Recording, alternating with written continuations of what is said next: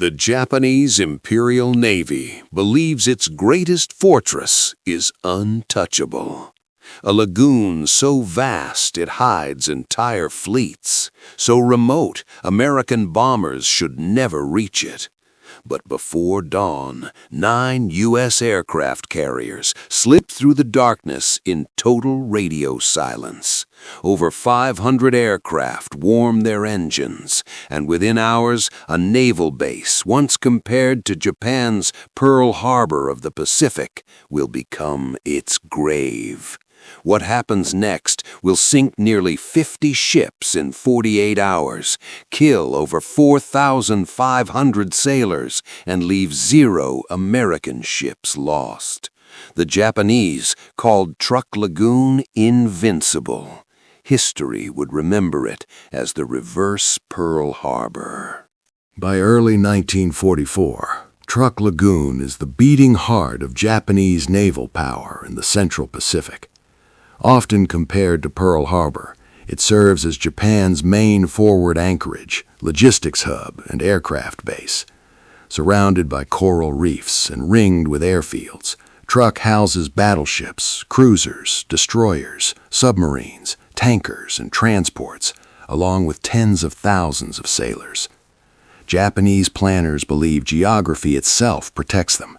Truk lies more than 2,000 miles from Hawaii. Any American strike force would need enormous carrier strength and perfect coordination to reach it. For months, the lagoon operates under an illusion of safety. But that illusion is already collapsing. By February 1944, the Imperial Navy has begun quietly withdrawing its heaviest units, aware, too late, that American carrier aviation now dominates the Pacific. What remains behind is still massive. Fuel ships, cargo vessels, aircraft, and thousands of personnel who believe Truk is secure. They are wrong. Unbeknownst to them, Task Force 58, the most powerful carrier force ever assembled, has already passed beyond the range of Japanese patrols. Commanded by Admiral Mark Mitcher, Task Force 58 advances without radio transmission. Its strength is unprecedented.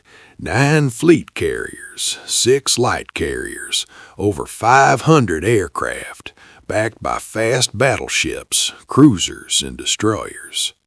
This is no raid, it is a calculated annihilation.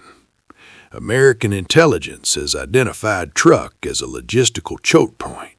Destroying it will isolate Japanese forces across the Pacific without requiring an invasion. The objective is clear. Sink ships, destroy aircraft, and leave nothing capable of fighting back. Shortly before dawn on February 17, flight decks come alive. Engines roar, but too late for Japanese radar operators to respond. At first light, 72 F-6F Hellcat fighters dive low over Truk's airfields. Within 2 hours, more than 50 Japanese aircraft are destroyed, most caught on the ground before they ever lift off. The fortress is now blind, and the bombers are already inbound. As American dive bombers and torpedo planes descend, the geography that once protected Truk becomes a death trap. Japanese ships attempt to scatter, but coral reefs block escape routes. Narrow channels funnel vessels directly into American kill zones. One by one, ships are struck while maneuvering at anchor, fully loaded with fuel, ammunition, and supplies.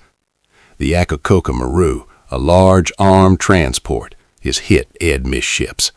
Its ammunition magazine detonates instantly.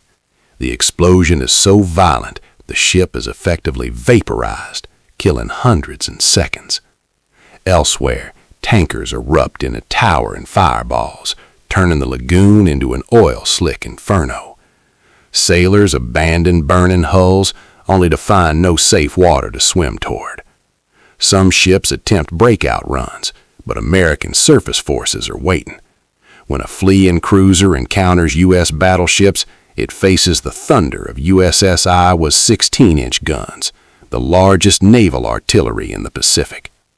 By nightfall, Truk Lagoon is ablaze, and the worst is still to come. With Japanese air power destroyed on the ground, American pilots now operate with near total freedom. Waves of dive bombers and torpedo planes return again and again, striking ships already damaged, finishing those still afloat. This is not chaos, it is methodical destruction. American pilots prioritize oilers, ammunition ships, and troop transports. Each explosion compounds next. Burning fuel spreads across the lagoon's surface, turning escape routes into walls of fire. Japanese anti-aircraft fire continues, but it is scattered and ineffective. Below decks, trapped crews struggle to contain fires that cannot be extinguished. Above, American aircraft circle calmly, choosing targets at will. By mid-afternoon, the lagoon is littered with sinking hulls. Smoke columns rise so thick that blot out the sun. Truk, once Japan's most important naval stronghold, has become a killing ground. And yet, the American carriers do not withdraw. This is only day one. As darkness falls, Japanese commanders hope night will bring relief. Historically, night has favored Japanese naval doctrine. But this war has changed. American surface task groups, fast battleships, cruisers, and destroyers move into position. Radar now replaces eyesight. Any ship attempting to flee the lagoon is detected long before it can escape. Several vessels make desperate nighttime breakouts, slipping through reef passages under cover of darkness. They do not get far. Radar contacts appear. Searchlights snap on. Moments later, naval gunfire shatters the night. For Japanese crews, the realization is devastating. There is no safe hour, no pause, no regrouping. The lagoon is sealed. Escape is an illusion. By dawn, additional ships lie sunk beyond the reef, destroyed not from the air, but by American guns guided by invisible signals in the dark. At first light on February 18th, American aircraft return for the final phase. What remains in Truk Lagoon is already crippled, but not yet erased. Pilots now strike wrecked ships still burning, ensuring they cannot be salvaged. Submarines, small patrol craft, and supply vessels hiding near islands are hunted down one by one. Japanese resistance collapses. Anti-aircraft guns fall silent as ammunition runs out or crews abandon positions. Survivors watch helplessly as aircraft fly low and slow, unopposed. By midday, Task Force 58 begins to pull away. The numbers tell the story. Nearly 50 Japanese ships sunk or destroyed, including cruisers, destroyers, oilers, and transports. Over 250 aircraft eliminated, most never airborne. An estimated 4,500 Japanese personnel killed. American losses are astonishingly light. No ships sunk, fewer than 30 aircraft lost. For the U.S. Navy, it is one of the most lopsided naval victories in history. For Japan, Truk is finished. Operation Hailstone changes the war, quietly but decisively. Truk Lagoon is never used again as a major Japanese base. The Imperial Navy loses fuel, transport capacity, and forward logistics it cannot replace. Entire island garrisons across the Pacific are now isolated, cut off from resupply, reinforcement, or evacuation. Unlike Pearl Harbor, there will be no recovery. American commanders do not occupy Truk. They simply bypass it, leaving tens of thousands of Japanese troops stranded, irrelevant, and slowly starving. This becomes a defining U.S. strategy: neutralize without invasion. Years later, divers will descend into the lagoon and find ships frozen in time, guns still loaded, cargo still sealed, helmets and bottles resting where sailors dropped them in 1944. What was once Japan's fortress becomes the world's largest underwater war grave. And history will remember it not as a revenge attack, but as the moment American naval aviation proved it had mastered the Pacific. When Task Force 58 disappears beyond the horizon, the destruction it leaves behind does not end. More than 40,000 Japanese soldiers and sailors remain stranded across the Truk Islands. Their ships are gone, fuel reserves are destroyed, airfields are unusable, no rescue is coming. American strategy now shifts.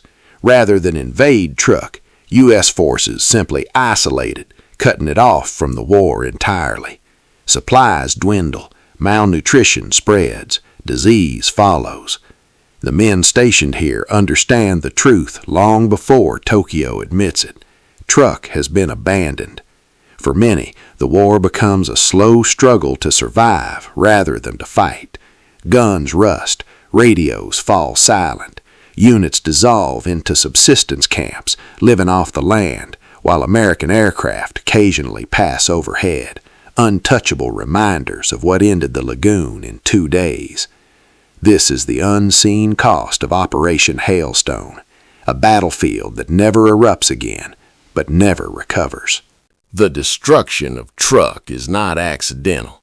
It is the result of converging advantages. By 1944, the United States possesses overwhelming carrier aviation, superior radar, and a pilot corps hardened by years of combat. Japanese naval doctrine, once dominant at night and at sea, cannot adapt fast enough to this new reality. Truk's defenses are designed for battleship warfare, not massed air assault.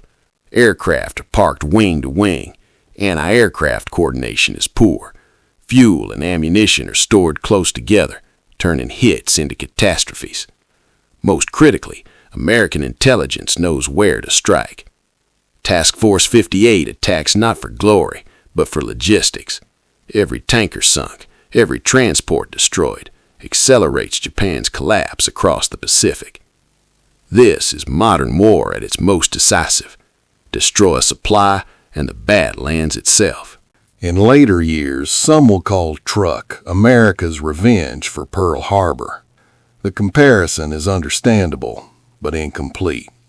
Pearl Harbor was a surprise attack aimed at crippling a fleet. Truk was a calculated strike to eliminate an entire naval ecosystem.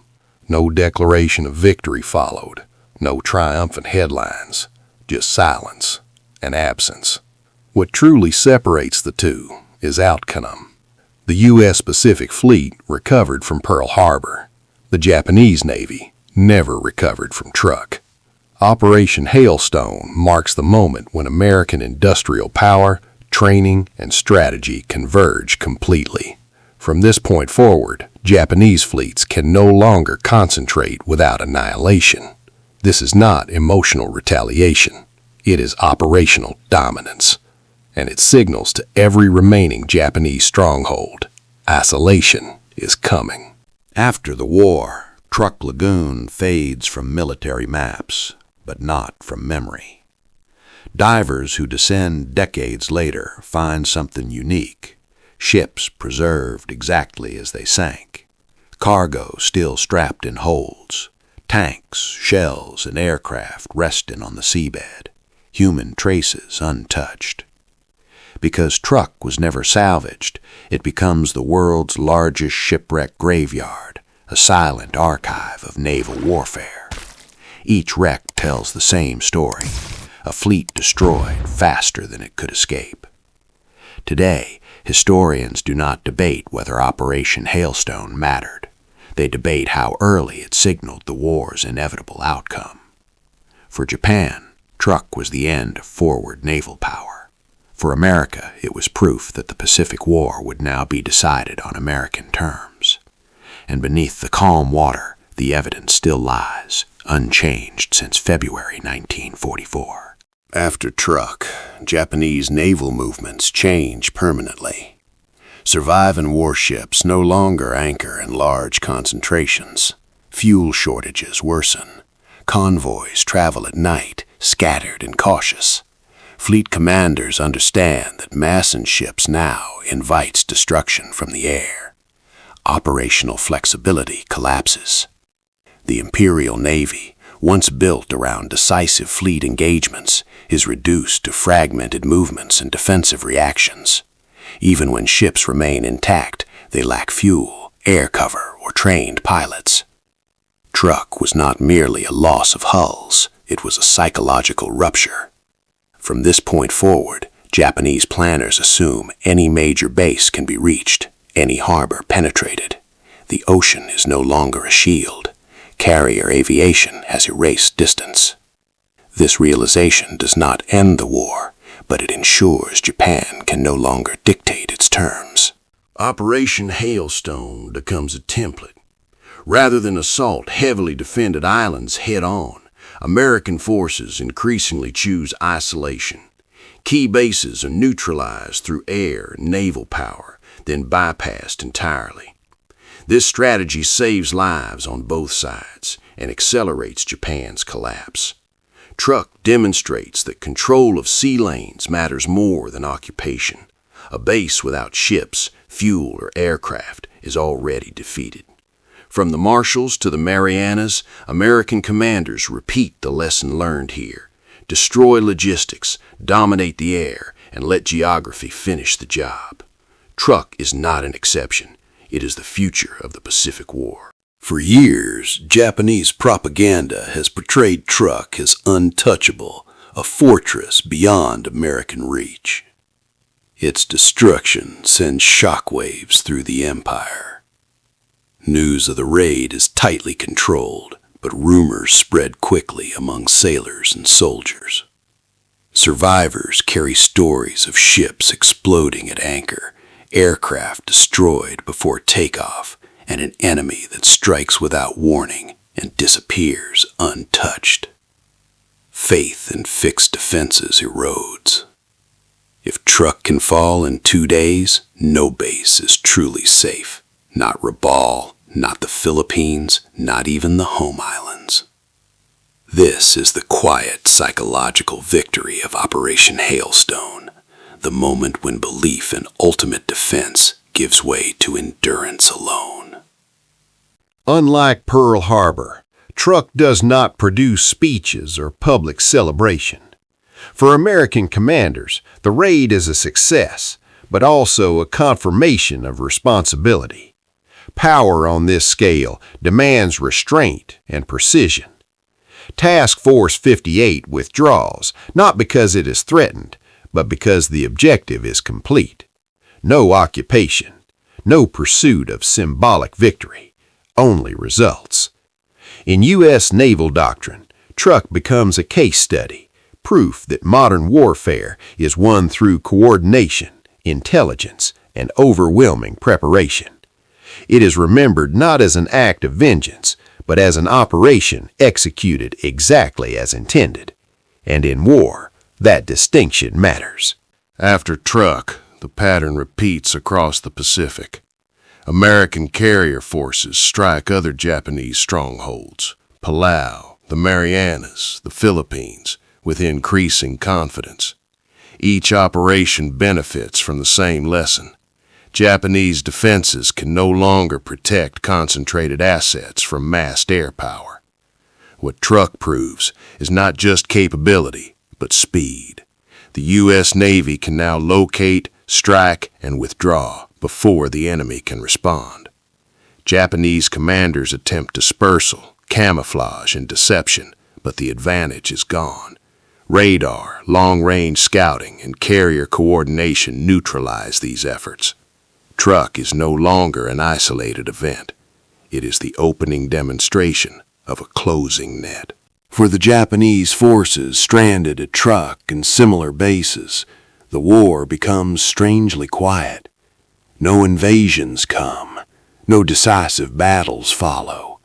Instead, supply ships never arrive, airfields remain unusable, communications fade. Entire garrisons wait out the war, armed, trained, and irrelevant. This is a new form of defeat. American planners understand that every isolated base consumes Japanese manpower without costing American lives. The enemy is defeated not through conquest, but through neglect. Truk becomes the most famous example of this strategy, a fortress neutralized so completely that it no longer needs to be fought over. For American pilots who flew over Truk, the memory lingers. Many later described the raid as unusually one-sided, targets everywhere, little resistance, and the unsettling sight of ships unable to escape. Some compare it to a training exercise, others to something far heavier. The scale of destruction leaves an impression. These airmen understand they are witnessing a turning point. The enemy is no longer matching their moves.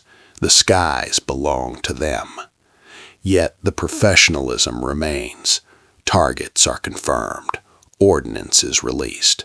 Missions are completed. In this moment, air power ceases to be a supporting arm of the Navy. It becomes the Navy's decisive weapon. By late 1944, Japan's naval war is effectively over. Ships that survive lack fuel.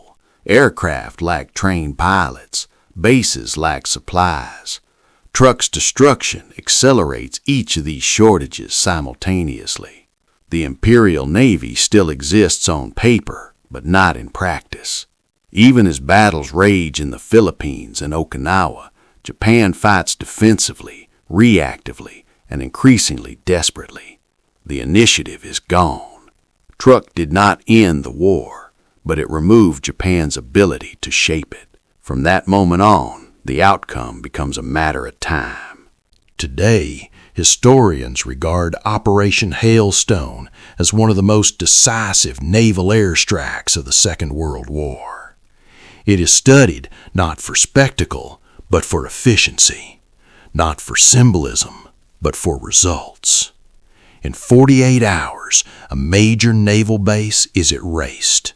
No invasion, no prolonged battle, no American ships lost. What remains beneath Truk Lagoon is not just wreckage, but evidence, proof of a moment when naval warfare permanently changed. The age of the battleship ends here. The age of carrier dominance is confirmed. And history records Truk not as revenge, but as resolution. By mid-1944, the implications of Truk are unmistakable. The Imperial Japanese Navy still exists on paper, but no longer in practice. Fuel shortages immobilize ships. Air power dwindles. Replacement pilots lack training and experience. Even when vessels survive, they cannot be used effectively. Truk did not end the war, but it made its outcome unavoidable. From this point forward, Japan fights defensively, reacting rather than shaping events. Each American advance builds on the same principle demonstrated in February 1944. Deny mobility, deny resupply, and deny concentration. The Pacific War enters its final phase not with a single decisive battle, but with a sequence of consequences that began here. Despite its scale, Operation Hailstone rarely appears in popular memory. It lacks a single dramatic moment like Midway, no beach landings like Iwo Jima, no surrender ceremony. Its success was so complete that it removed itself from further history. Truk became irrelevant overnight, and irrelevance in war leaves fewer stories behind. Yet among naval historians, Hailstone is understood for what it was, one of the most decisive carrier operations ever conducted, and a turning point in how wars at sea are fought. Some victories echo loudly, others reshape the future quietly. Truk belongs to the second kind. In the decades after the war, Truk Lagoon reveals its final chapter. Divers exploring the waters find an entire fleet preserved beneath the surface. warships resting upright, cargo vessels still carrying tanks, ammunition, and supplies, human artifacts untouched. Because Truk was never salvaged, time stands still here. Each wreck becomes a historical document, showing exactly how ships were armed, supplied, and deployed in 1944. Scholars, archaeologists, and historians study what remains, not as relics, but as evidence. The lagoon becomes both a museum and a grave, not a symbol of triumph, but a reminder of scale, speed, and finality. Some have called Truk the reverse Pearl Harbor. The phrase persists because it captures a contrast, not a symmetry. Pearl Harbor shocked a nation. Truk demonstrated what that nation became. In February 1944, the United States did not seek revenge. It executed doctrine. Intelligence, industry, training, and coordination converged into a single operation with one goal: remove Japan's ability to wage naval war forward. And it succeeded completely. If Pearl Harbor marked the beginning of America's war, Truk marked the moment America mastered it. In just 48 hours, nearly 50 ships were sunk, thousands of lives were lost, and an entire naval stronghold ceased to matter. No American ship was lost. No counterattack followed. No recovery ever came. Today, Truk Lagoon lies quiet. The water is calm. The wrecks remain. What happened here is not remembered because it was dramatic, but because it was decisive. It proved that wars are not always won by conquering land or destroying cities. Sometimes they are won by removing the enemy's ability to move, to supply, and to fight. In February 1944, at a place the Japanese believed untouchable, the Pacific War crossed a point of no return. And beneath the surface, history still waits, exactly where it fell. If you value carefully researched World War II history, told without exaggeration and grounded in real events, consider subscribing to the channel. Each day, we uncover forgotten battles, decisive operations, and the moments that quietly changed the course of the war, using primary sources, archival evidence, and historical analysis. By subscribing, you help ensure these stories remain accurate, respectful, and preserved for future generations. Bell, subscribe, and turn on notifications so you don't miss the next chapter in the real history of World War II. History doesn't repeat itself, but it is often forgotten. Let's make sure it isn't.